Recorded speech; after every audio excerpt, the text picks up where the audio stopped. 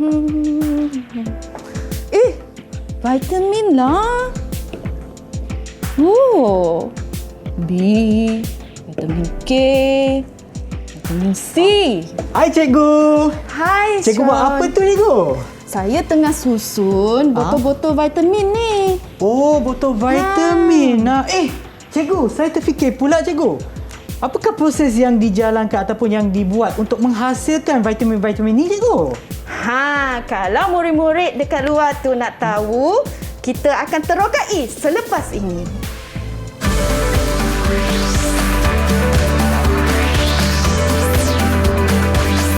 Didik TV KPM. Salam sejahtera, anda sedang menonton Teroka di Didik TV KPM bersama dengan saya, Sean Steven selaku hos anda. Dan sebelum kita teruskan lagi, saya ingatkan kepada anda semua untuk sentiasa mengikut SOP yang ditetapkan bagi memutus rantaian penularan COVID-19 seperti memakai pelitup muka, kerap cuci tangan dengan air dan sabun, pakailah hand sanitizer ataupun gel pembasmi kuman untuk sentiasa memastikan tangan anda bersih. Dan apabila keluar daripada rumah tu, pastikan keluar daripada rumah hanya untuk urusan penting. Tapi nak keluar tu, pastikan jarak di antara satu sama lain tidak kurang daripada 1 meter. Dan untuk hari ini, yang kita ada seorang cikgu yang anda nampak tadi. Jom kita persilakan Cikgu Tang. Hai cikgu, selamat pagi. Selamat pagi, Sean. Okey cikgu, sebelum kita teruskan, mungkin cikgu boleh kenalkan diri cikgu kepada mereka yang menonton di rumah. Okey, nama Cikgu Tung Suling. Okey, cikgu berkhidmat di SMK Sentul Utama Kuala Lumpur dan sudah berkhidmat sepanjang 14 tahun. Wow. Okey, baiklah cikgu. Dan seterusnya, jom kita berkenalan pula dengan murid kita yang ada dalam talian. Hai semua. Hai, okey, baiklah. Apa saya akan sebut? Saya akan sebutkan nama anda ya. Sila kenalkan diri anda. Kita mulakan dulu dengan Khairul. Hai, salam sejahtera dan Assalamualaikum. Selamat pagi kepada Cikgu Tung dan juga Abang Sean. Perkenalkan diri, nama saya Muhammad Khairul Irfan bin Abu Said. Boleh panggil saya Irfan. Okey, terima kasih Irfan. Dan seterusnya kita ada Nur Farahana. Assalamualaikum, hai. Nama diberi Nur Farahana binti Muhammad Dahri. Boleh panggil saya Farhana. Selamat berkenalan. Selamat berkenalan. Terima kasih Farhana. Seterusnya kita ada Kuhan. Hai, selamat sejahtera. Nama saya selamat sejahtera kepada Puan Tung dan Abang Sean. Nama saya Kuhan Raj. Boleh panggil saya Kuhan. Okey, terima kasih. Kita juga ada Saliha. Selamat sejahtera kepada Cikgu Tung dan Abang Sean. Nama saya Saleha. Boleh panggil saya Saleha. Hai, selamat berkenalan. Terima kasih Saliha. Kita juga ada Wong Chun Hao. Selamat sejahtera Abang Sean dan Puan Tong. Nama saya Wong Chun Ho. Abang dan cikgu boleh panggil saya Wong. Okey, terima kasih Wong. Kita juga ada seorang lagi, Sakina. Hai, salam sejahtera kepada Abang Sean dan Cikgu Tong. Nama saya Sakina. Okey, terima kasih Sakina. Tinggal lagi seorang ke ataupun kita dah berkenalan dengan semua? Okey, rasanya lagi seorang adalah Saliha. Saliha sudah ke? Semua sudah? Okey, baiklah. Ingatkan ada 7 pelajar, 7 murid ni, tapi sebenarnya kita ada 6 saja ya. Okey, baiklah, kita dah berkenalan dengan murid kita. Sebenarnya cikgu, saya masih tunggu soalan ataupun jawapan daripada cikgu. Bagaimanakah ataupun apakah proses yang dijalankan untuk menghasilkan vitamin-vitamin yang ada di hadapan kita, cikgu? Baiklah. Murid-murid, cuba teka proses apa yang kita perlukan untuk menghasilkan vitamin-vitamin kat depan ni. Siapa boleh cuba jawab? Ada tak? Okey. Ya. Cikgu. Proses redox ke? Ya, okey. Pandailah. Bagus, Pandailah betul language cikgu. Cikgu ni. Ya, betul. Kena balas redox. Okey, so Ya. itulah yang kita akan terokai hari ini. Okey. Baiklah cikgu, dan sebelum kita teruskan dengan lebih mendalam lagi, mungkin cikgu boleh sebutkan juga apakah hasil pembelajaran kita, cikgu? Alright. Now, standard pembelajaran kita pada pagi ini ialah pengoksidaan dan penurunan. Dan hasil pembelajaran kita ada 3 pagi ini. Yang pertama ialah memerihalkan tindak balas redox melalui aktiviti.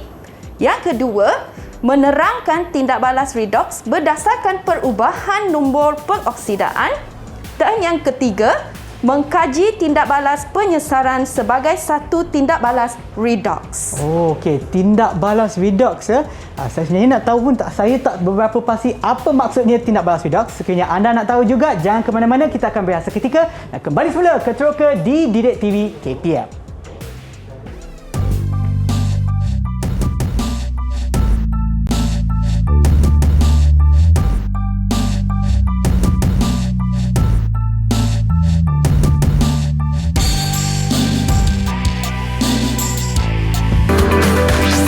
Didik TV KPM.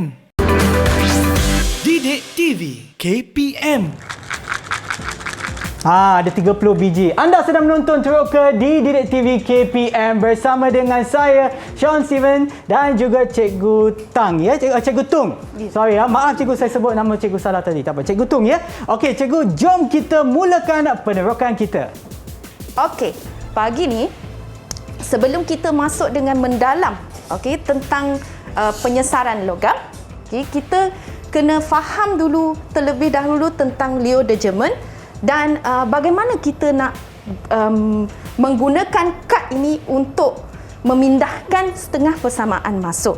Okey, tapi sebelum itu, Sean, boleh tak tunjukkan apa yang kat dalam cawan tu dulu? Oh, yang ini cikgu? Ya. Apa ini ada kat dalam ni? Saya nampak macam ada cecair, lepas tu ada benda lain dekat dalam tu. Saya rasa murid-murid dah pernah tengok benda ni.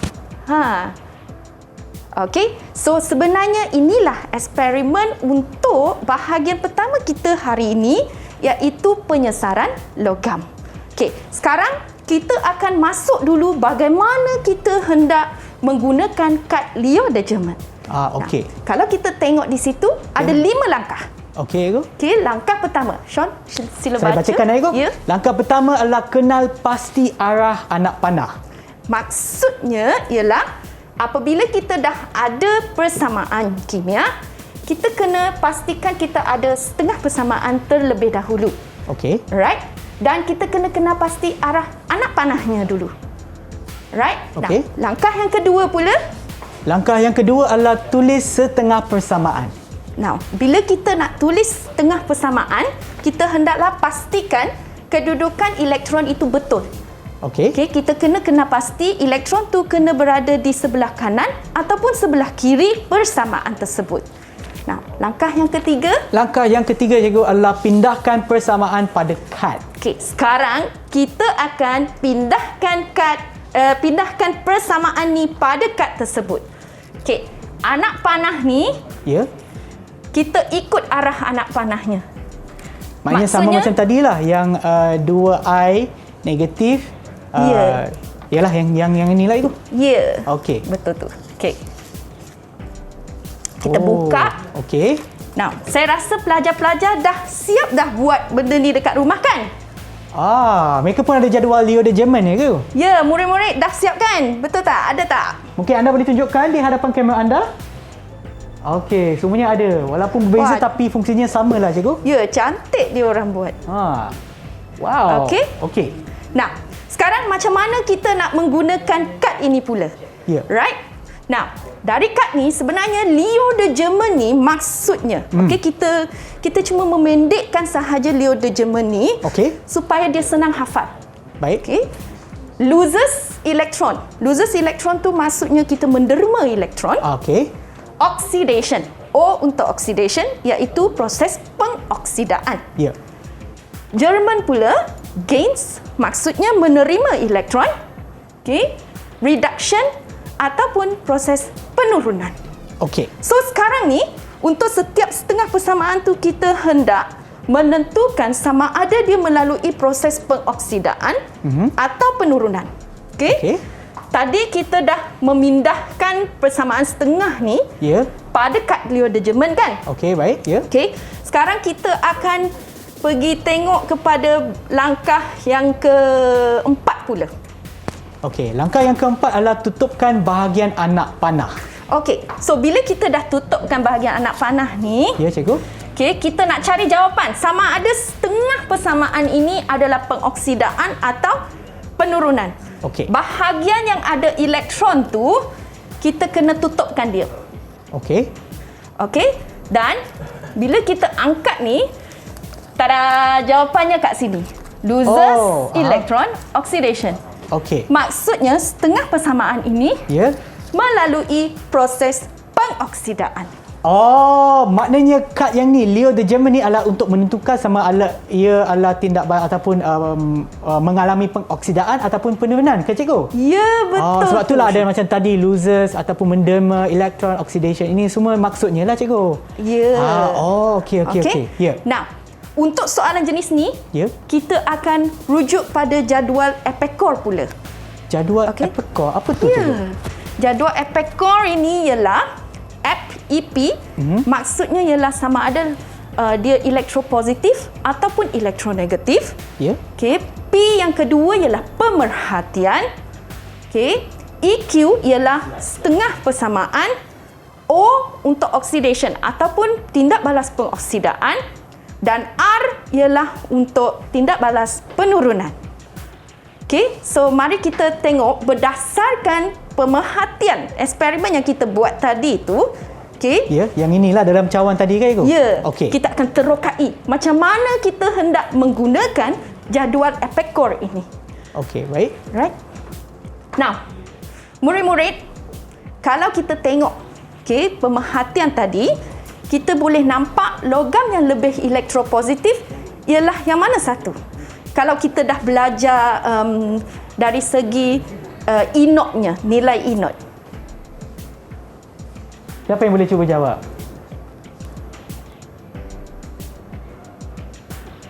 Cikgu boleh ulang balik soalan dia, cikgu?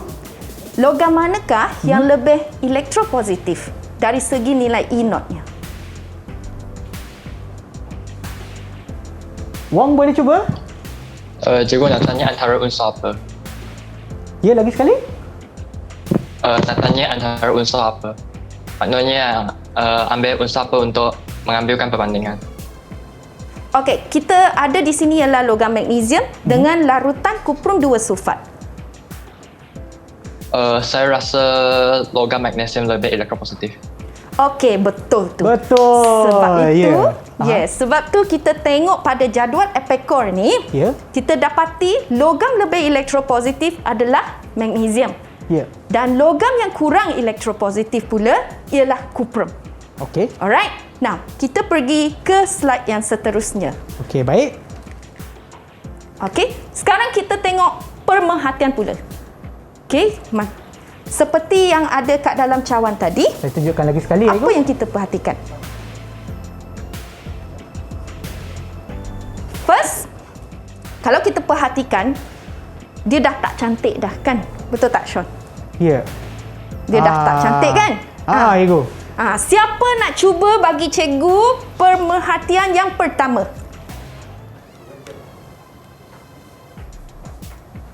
Saya boleh cikgu. Ya, boleh cuba Irfan? Pemerhatian yang pertama, kita dapat lihatkan bahawa larutan biru kuprum 2 nitrat menjadi tidak berwarna ataupun semakin pudar. Ya, betul tu Irfan.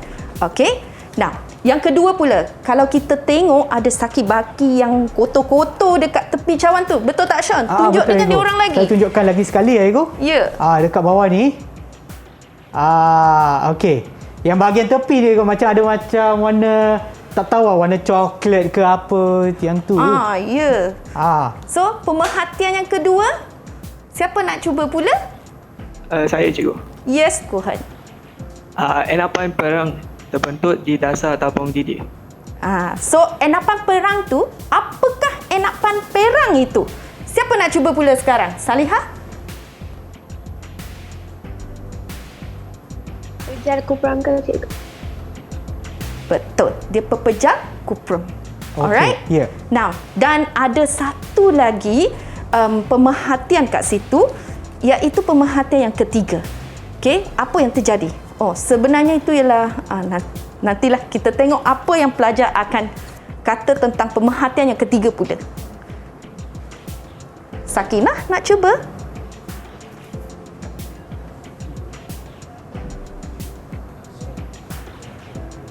Ya, Sakinah? Cikgu tak pastilah. Oh, tak pasti. Tak apa. Mungkin ada di antara kawan anda yang boleh membantu anda untuk pemerhatian yang ketiga, cikgu? Ya. Mungkin saya tahu apa dia. Kurang ke nak cuba? Saya. Oh, Khairul. Ya, Khairul. Saya rasa dan saya pasti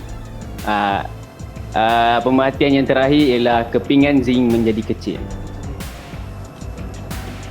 Betul ke, cikgu? Ya, betul tu. Oh, Okey. So, kepingan zinc menjadi kecil. Dia memang kena jadi kecil sebab dia adalah kepingan logam yang lebih elektropositif berbanding ion kuprum yang berada di dalam larutan tersebut.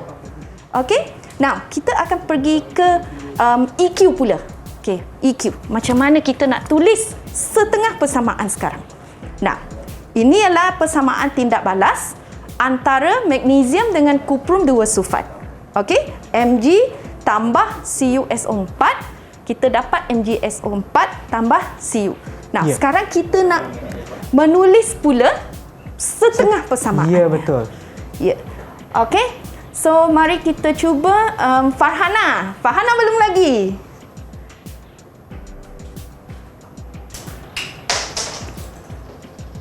Ya, Farhana. Silakan.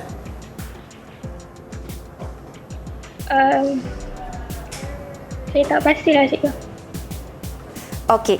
Yang first tu, kita ambil logam magnesium. Ya. Okey, lepas tu anak panah, kita dapat Mg2+ tambah 2 elektron. Kenapa Okey, sebab magnesium ni adalah satu logam. Dan kalau dia nak jadi ion, dia mesti hilang elektron tu ataupun derma elektron tersebut. Okey. Okey. Now, untuk setengah persamaan yang kedua pula, mungkin Sean boleh cuba pula. Untuk kuprum, cikgu? Ya. Okey, cikgu. Saya fikirkan dulu, cikgu. Maknanya Cu2, 2 tambah lah, cikgu. Maknanya 2, ion dia 2 Ya, okey. betul. Okey, tambah dengan 2 elektron. Anak panah, Cu dalam kurungan tambah 2 anak panah kosong. Ya.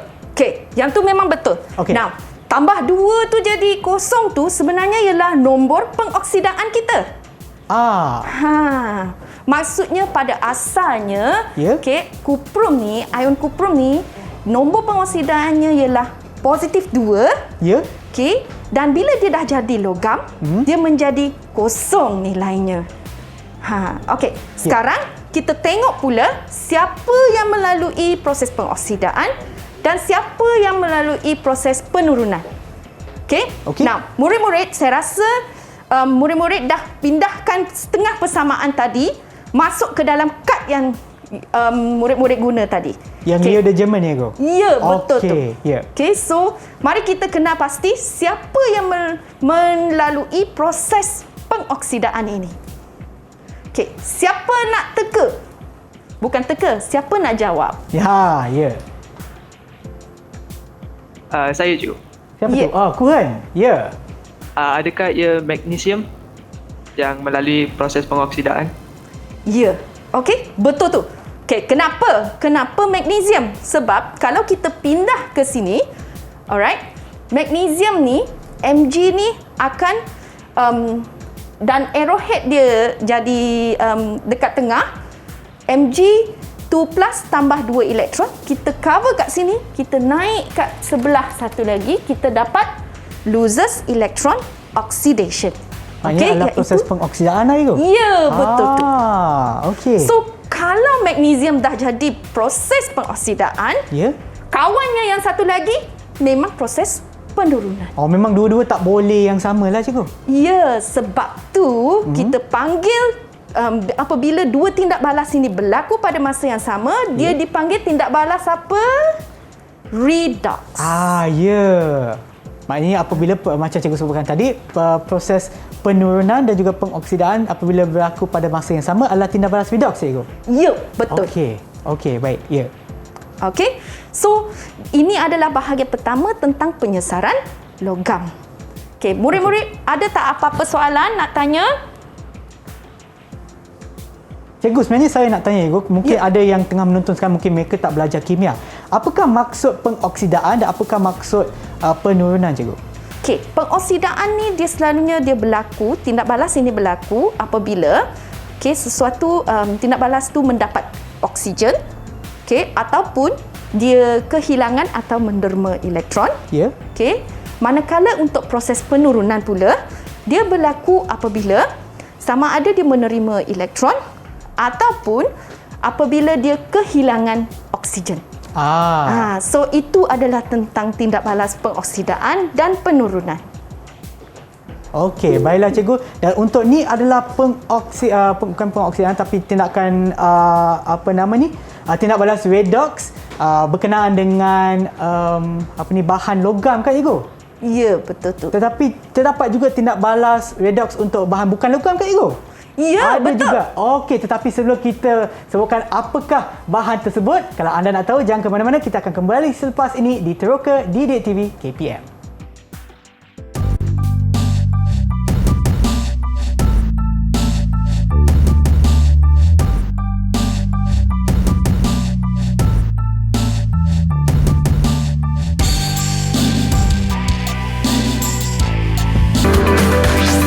Didik TV KPM. Didik TV KPM. Kembali semula ke Teroka di Didik TV KPM bersama dengan saya Sean Steven dan juga Cikgu Tung. Ya, untuk mata pelajaran kita pada hari ini iaitu kimia, dan sebelum kita berehat tadi kita dah teroka berkenaan dengan tindak balas redox untuk bahan logam. Tapi untuk sekarang ni kita akan buat apa Cikgu? Alright. Sekarang kalau tadi kita dah berenang ataupun terokai tentang logam, sekarang kita masuk halogen pula. Halogen? Yes. Apa tu halogen Cikgu? Alright. Halogen ni ialah unsur kumpulan 17. Ya. Saya tak tahu murid-murid masih ingat lagi tak? Unsur kumpulan 17. Ingat lagi tak? Ada di antara anda yang boleh bagi contoh kepada unsur yang terdapat dalam unsur kumpulan 17? Ya, betul tu. Bagi satu je. Boleh saya Juga saya. Ya? Siapa tadi yang jawab? Wong Boleh lah? saya cuba. Oh, Farhana, ya? Fluorine. Alright, very good. Betul lah? Okey. Nampaknya murid-murid masih ingat lagi apa tu unsur kumpulan 17 Iodine pun sama, Ego? halogen. Yes, iodine juga betul. Saya pun ingat lagi. Alright. Nah, sekarang kita akan mengkaji pula tentang air klorin dengan kalium bromida. Alright? Okey. Nah, sekarang saya serah kepada murid-murid untuk mengisi jadual epekor kita pula. Alright, murid-murid, awak boleh mula sekarang. Okey, kita berikan masa sedikit kepada mereka ya. Maknanya apa yang perlu mereka isikan adalah bahan mana ataupun halogen mana yang lebih elektronegatif dan juga elektropositif kan itu? Ya, Ataupun lebih elektronegatif ataupun kurang elektronegatif. Ya, betul tu. Dan istilah ni elektronegatif adalah yang nak derma ataupun mengeluarkan elektron ke Cikgu? Elektronegatif ni ialah kebolehannya untuk menerima elektron. Oh, menerima. Kalau tadi kita nak derma, sekarang kita terima, tarik. Okey, murid-murid, kita boleh mulakan dulu dengan halogen yang lebih elektronegatif untuk kes air klorin dan kalium bromida. Okey? Ya, siapa yang nak cuba? Saya. Baik, Kuran. Ya. Halogen yang lebih elektronegatif ialah klorin. Alright. Memang klorin kita gunakan kali ni halogen yang lebih elektronegatif. Okey, baik. Siapa pula nak cuba halogen yang kurang elektronegatif? Ya, siapa tadi yang angkat tangan? Oh, Wong. Ya, silakan Wong. Yang unsur yang lebih kurang elektronegatif iaitu kalium bromida. Alright, ataupun kita kita lebih menumpukan kepada ion bromida lah dalam kes ni. Okey. Okey. Ya. Nah, pemerhatian pula. Siapa nak cuba? Mungkin saya lebih mahir dalam pemerhatian. Okey, Khairul. Ya, silakan Khairul. Okey, jadi apa yang kita dapat lihat dari jadual epekor yang kita buat tadi. So pemerhatian yang saya dapat, warna tetrachlorometana bertukar menjadi perang. Okay. Okay, very good. Memang betul jawapan tu. Okay, now.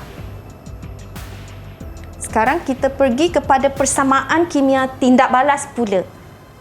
Okay, yang ni siapa nak cuba? Okay, dia bukan persamaan kimia, lebih kepada persamaan ionik. Okay. Supaya sebab nanti murid-murid dia akan berkongsi kenapa kita lebih tentang klorin dengan ion bromida saja. Okey, murid-murid? Siapa nak cuba? Ini adalah jawapan untuk persamaan kimia tindak balas, Ego? Ataupun persamaan tindak balas kimia? Ionik. Persamaan lebih kepada ionik. Okey. Ya, siapa nak cuba jawab?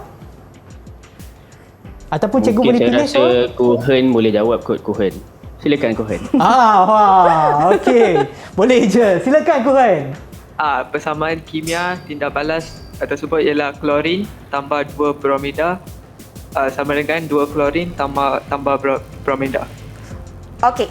Kalau kita nak menyatakan buat persamaan ionik ni dalam bentuk pernyataan, okey, kita kena tulis dengan betul.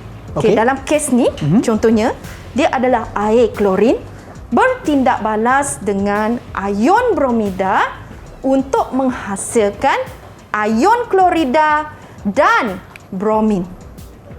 Okey? Itu caranya untuk menerangkan sebenarnya.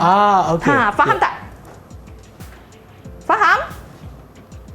Faham, cikgu. Faham, cikgu. Okey, sekarang kita akan pecahkan dia pula menjadi setengah persamaan. Okey. Murid-murid nak cuba pula. Okey.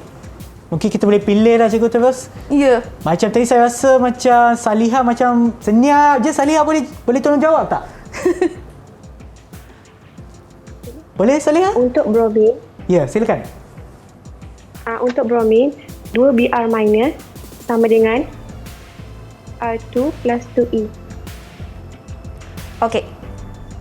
Bukan sama dengan. Sekali lagi, menghasilkan. So itu adalah betul lah setengah persamaannya, iaitu 2 mol ion bromida menghasilkan Br2 tambah 2 elektron.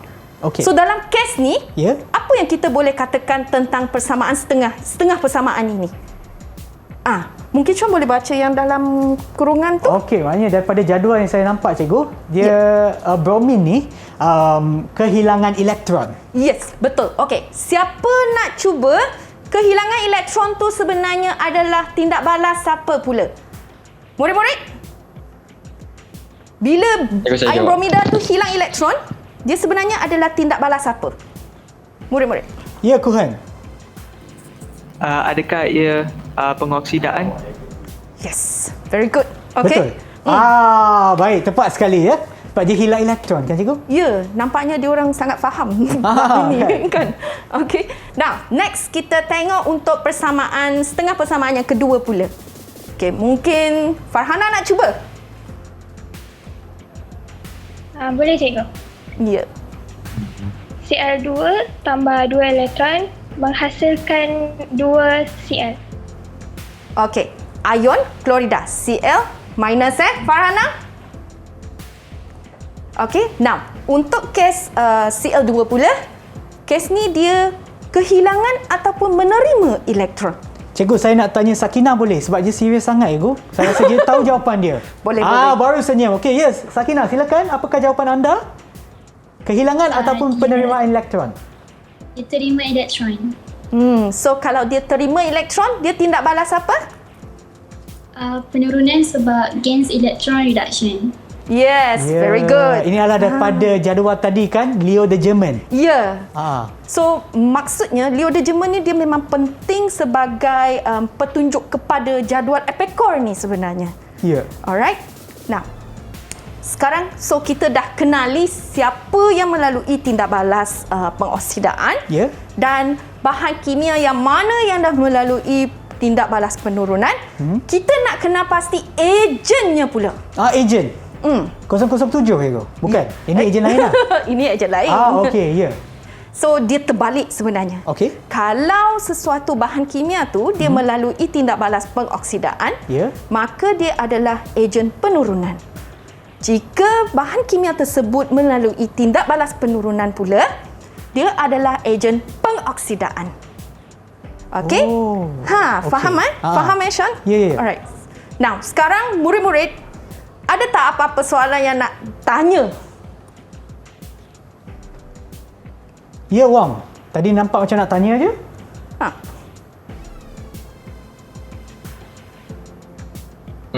Rasa tak ada. Mungkin Khairul ada. Okey. Siapa tadi? Khairul. Yelah. Khairul, silakan Khairul. Apakah soalan anda?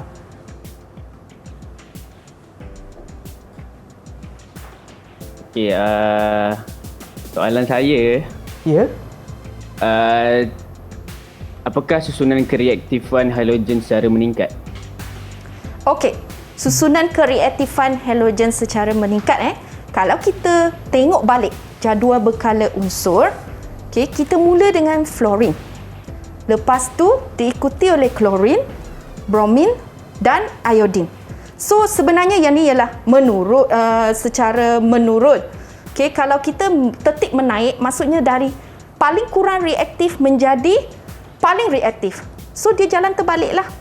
Okey, maksudnya mula dari iodin, diikuti oleh bromin, lepas tu klorin dan fluorin. Maksudnya fluorin paling reaktif. Okey? Okey, cikgu, sebenarnya saya ada lagi satu soalan, cikgu. Ya. Okey, berdasarkan tindak balas redox yang cikgu dah terangkan tadi untuk halogen, cikgu, ada tak contoh lain yang kita gunakan dalam kehidupan seharian kita, cikgu, yang kita boleh kaitkan? Alright.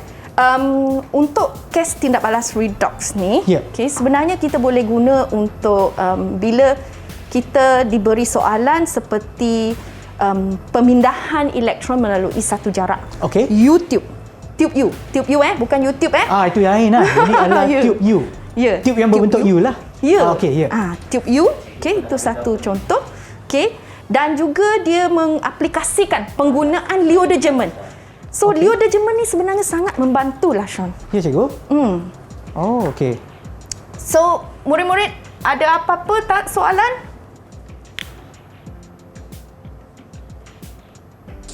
Cikgu, apa contoh lain ejen pengoksidaan?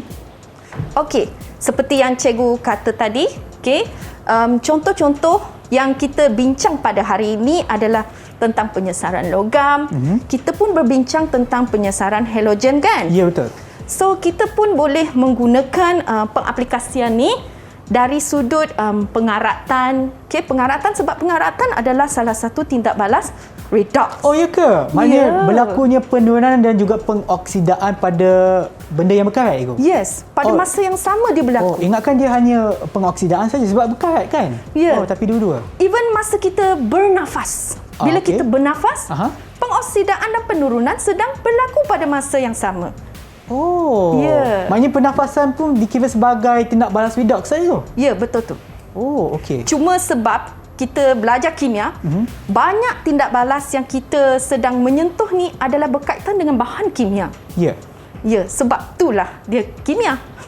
Yelah. Dan untuk hari ini macam cikgu sebutkan tadi, pernafasan tu juga merupakan salah satu tindak balas redox, cikgu. Kita pula merentas kurikulum bukan saja untuk kimia tetapi juga untuk biologi, ya, cikgu? Ya, betul. Sebab tu kita ada respirasi, fotosintesis, kan? Juga melibatkan tindak balas redox. Wow, sangat-sangat menarik, cikgu. Lepas tu yang sebenarnya saya nak tanya, ya. Terlupa pula soalan saya. Tak apa, cikgu. Saya rasa untuk sekarang kita dah teroka banyak benda. Yang pertama tadi kita dah teroka berkenaan dengan tindak balas redox untuk bahan logam, kan, cikgu? Dan yang untuk ni pula adalah untuk bahan halogen. Ya, betul tu. Okey, dan saya rasa sebelum kita teruskan lagi, kita akan berehat seketika dan kembali semula ke Teroka di Didik TV KPM. Didik TV KPM. Didik TV KPM. Kembali semula ke Teroka di Didik TV KPM bersama dengan saya Sean Steven dan juga Cikgu Tung, ya, untuk mata pelajaran kita pada hari ini iaitu kimia. Hari ini kita dah belajar berkenaan dengan tindak balas redox di mana ia melibatkan tindak balas pengoksidaan dan juga tindak balas penurunan. Ya. Cikgu, tadi cikgu ada sebutkan satu istilah yang saya tak berapa faham, cikgu, iaitu bukan penurunan, lagi satu yang cikgu sebut, penyesaran. Ya. Yang tu sebenarnya maksudnya apa, cikgu? Okey.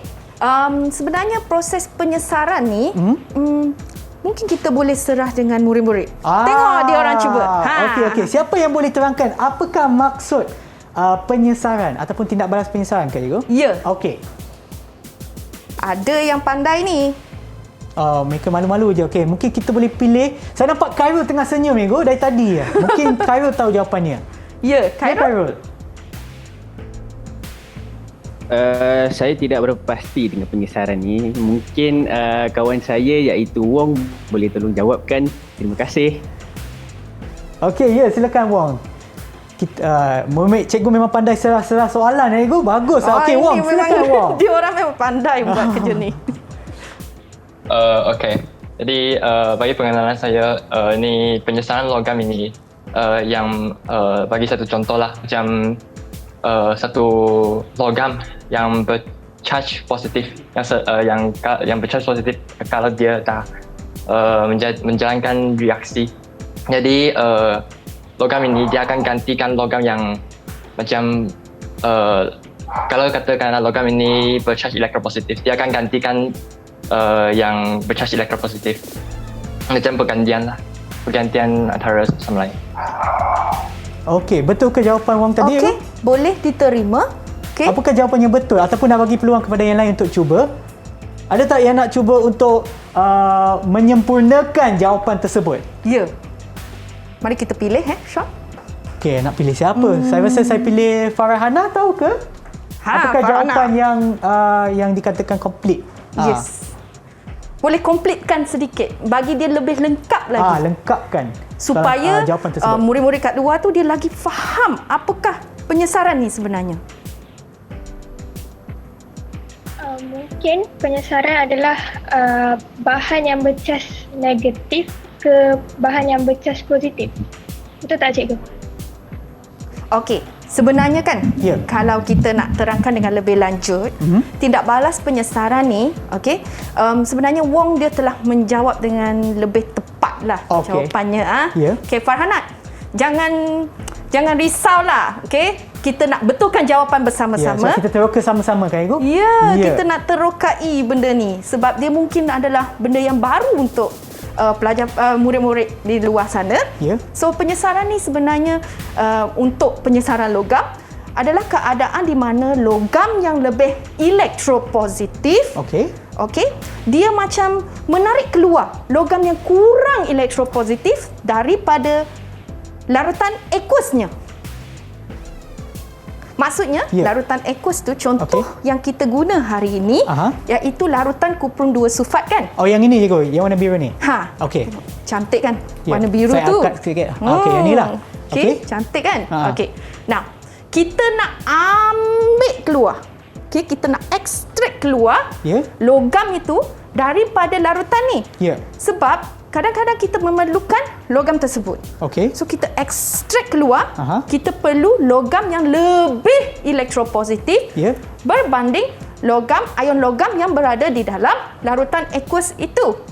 Dan kalau sebenarnya lanjutanlah daripada pengoksidaan dan penurunan ni adalah pada siri elektrod piawai kita.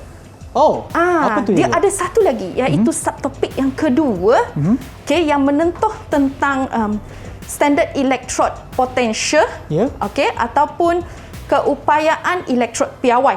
Siri keupayaan elektrod piawai ataupun saya lebih suka memendekkan dia kepada SCAP. Yes, SCAP. Dia adalah satu siri di mana kita boleh mengenal pasti sama ada logam tersebut lebih elektropositif ataupun kurang elektropositif. Sebab sebenarnya apa yang kita belajar pada bahagian pertama iaitu pada hari ini, kita terokailah sebenarnya kita kena kukuh dari segi asasnya iaitu kita kena tahu bahawa loses electron oxidation. Maksudnya bila kita menyingkirkan elektron, dia adalah proses pengoksidaan, dan gains electron reduction iaitu menerima elektron penurunan. Okey, so bila dia menyingkirkan elektron, maksudnya dia semakin negatif. Nilainya sangat negatif. So bila nilai tu negatif menaik, maksudnya dia menjadi logam yang lebih elektropositif. Ya cikgu. Ya. Dan sebenarnya balik semula kepada apa yang cikgu sebutkan tadi, loses electron oxidation kan, itu adalah LEO ataupun sebahagian daripada jadual Leo de German kan cikgu? Ya, betul. Sebenarnya saya nak tanya cikgu sebenarnya yang jadual ni memang ada dalam buku teks ataupun ini adalah ciptaan cikgu untuk memberikan peluang kepada pelajar kita untuk lebih memahami topik kita hari ini cikgu? Sebenarnya ini adalah inovasi saya, supaya dia menyenangkan lagi pelajar untuk memahami proses pengoksidaan dan penurunan. Dan let's say lah, masa peperiksaan mungkin ada pelajar yang tiba-tiba blank. Tapi kalau dia ingat Leo de German, dia masih mampu menjawab soalan yang berkaitan dengan setengah persamaan. Cikgu, saya tunjukkan lagi sekali lah. Kat bawah ni kita dah simpan dah.